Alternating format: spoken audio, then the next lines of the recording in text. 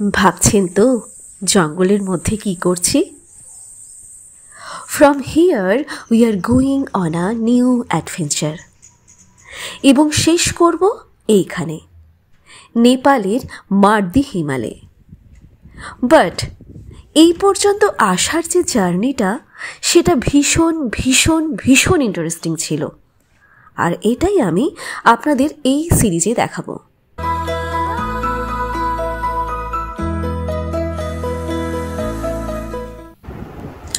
Good morning, এখন বাজে 3:30।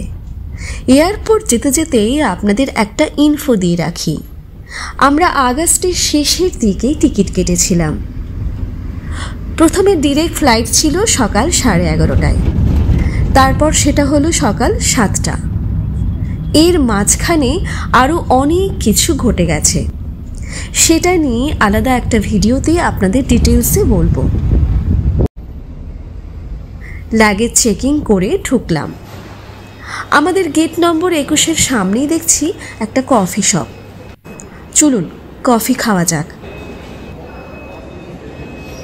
এখানে বলি, এই পুরো ট্রিপটাই কিন্তু আমার ভাই আমার সঙ্গে থাকছে। অন্তরার সঙ্গে না থাকতে পারলেও বাই ফোন আমরা একসঙ্গেই থাকছি।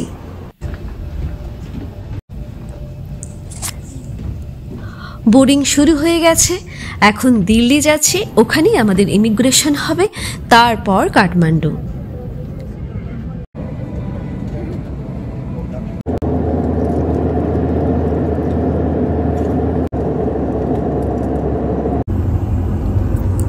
এই প্রথমবার আমি ফ্লাইটে টয়লেট ইউজ করলাম।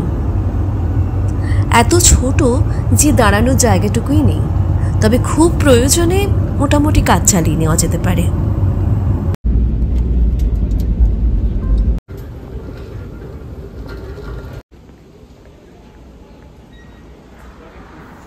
দিল্লিতে নামলাম, এখন বাজে মোটামুটি 9:05।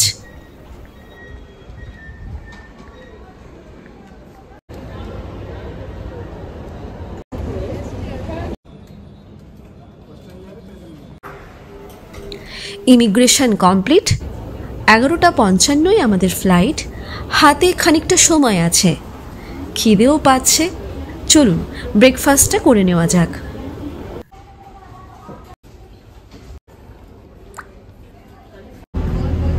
মনে আছে তো, আমরা কিন্তু এখন নোম্যাড সুজাতা অ্যান্ড অন্তরা। যারা এখনো সাবস্ক্রাইব করেননি চটপট করে ফেলুন।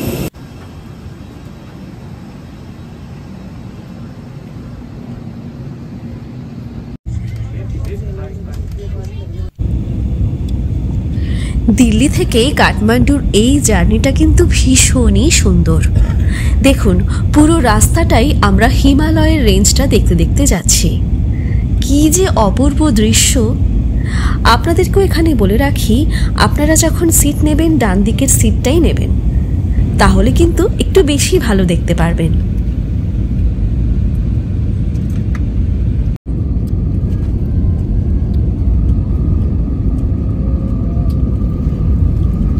কাঠমান্ডুতে নেমে গেছি। ইন্টারন্যাশনাল থেকে আমাদের ডোমেস্টিক এয়ারপোর্টে যেতে হবে, কিন্তু তার আগে আমাদের নেপালি টাকা চাই।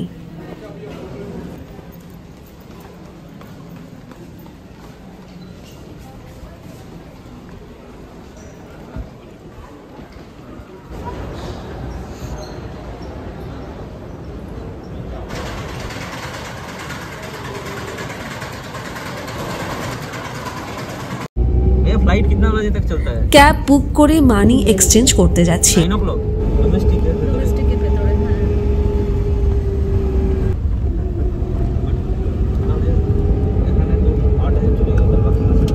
নেপালি টাকা নিয়ে এবার ডোমেস্টিকে যাচ্ছি আমরা।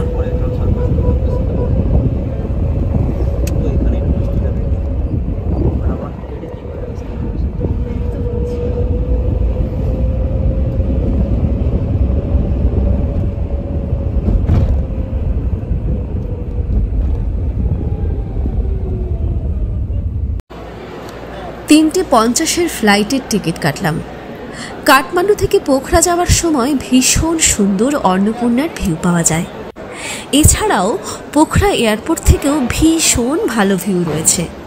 বলতে পারেন খানিকটা সেই লোভেই আমরা ফ্লাইট করে পোখরা যাওয়ার প্ল্যান করেছি।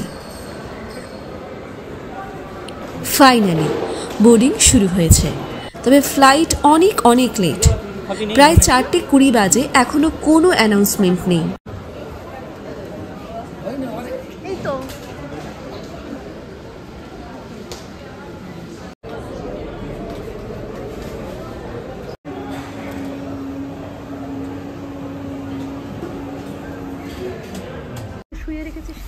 প্রায় 5:12, বাসে উঠিয়ে দিয়েছে কিন্তু ছাড়ছে না। ভেবেছিলাম এখনো যদি ছাড়ে তাহলে খানিকটা হলেও ভিউ পেতে পারতাম, কিন্তু মনে হচ্ছে সব আশা জলে যাবে। 6টা বেজে গেছে, সবে ফ্লাইটে বসলাম, এবার ছাড়বে করছে। এই ফ্লাইটগুলো দেখছি বেশ ছোট। পোখরা পৌঁছতে সময় লাগবে ম্যাক্সিমাম 30 মিনিটস। এত কম সময়ের জার্নিতেও ইয়েতি এয়ারলাইন্স আমাদের 2টো করে চকলেট আর একটা অ্যাপি ফিজ দিল। এতক্ষণ যে রাগ হচ্ছিল সেটা একটু হলেও ঠান্ডা হলো।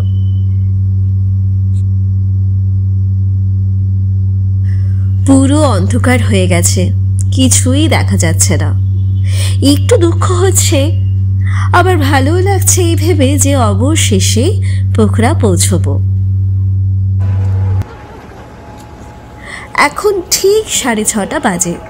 আমরা 6টায় কাঠমান্ডু ছেড়েছি, আর এখন ঠিক 6:30টায় পোখরা পৌঁছে গেছি।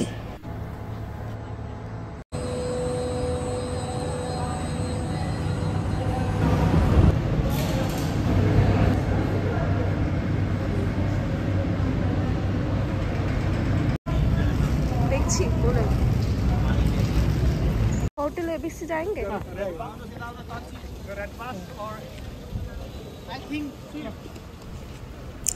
এখন একটা ট্যাক্সি নিয়ে আমরা হোটেলে যাচ্ছি।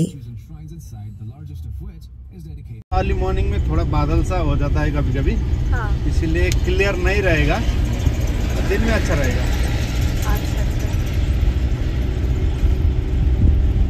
रात को 12-1-2 बजे तक थोड़ा बहुत खुला रहेगा। আজ আর কোথাও যাওয়া হবে না, ফ্রেশ হয়ে খাবার খেয়ে ঘুমোতে যাব। কাল আবার সকাল সকাল উঠে ট্রেকিংয়ে যেতে হবে, তাই ভালো করে ঘুমোতেই হবে। ফ্রেশ হওয়ার আগে একবার আপনাদের পুরো রুমটা ঘুরিয়ে দেখাই। পোখরাতে এলে এই হোটেল এবিসিতে আপনারা থাকতেই পারেন, ভীষণই সুন্দর। আমাদের এত ভালো লেগেছে যে আমরা ট্রেকিং থেকে ফিরেও এই হোটেলেই থাকবো ঠিক করলাম।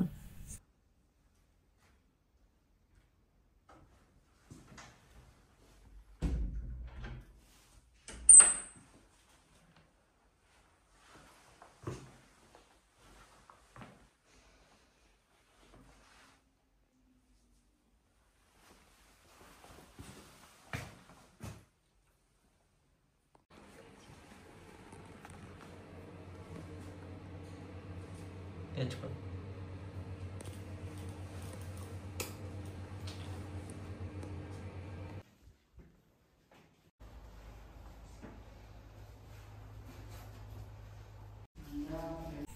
ফ্রেশ হয়ে খেতে গেছিলাম, এত খিদে পেয়ে গেছিল যে ভিডিও করতেই ভুলে গেছি। খাওয়া দাওয়া করে হোটেলে এলাম। নেপালের টাইমে এখন 10টা বাজতে যায়, এখানকার টাইম দেখছি আমাদের থেকে 15 মিনিট এগিয়ে। এবার ঘুমোতে যাই। আজকের মতো ভ্লগটা এখানেই শেষ করছি। Good night.